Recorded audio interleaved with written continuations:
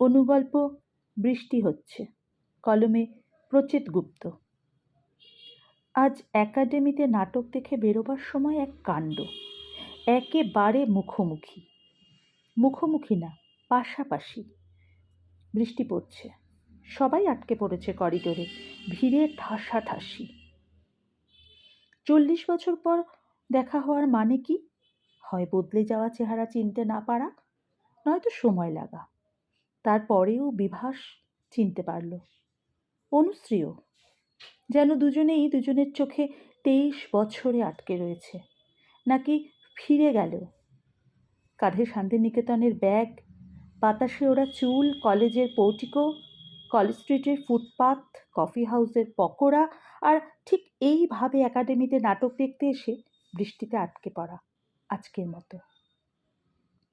এখন দুজনেরই সাদা চুল, চোখে ভারী চশমা, শরীরে মেদ।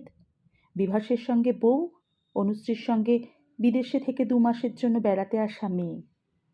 বিভাস বলল, কেমন আছিস? অনুশ্রী বলল, তুই কেমন আছিস? বিভাস বলল, ওই আমার স্ত্রী দাঁড়িয়ে রয়েছে।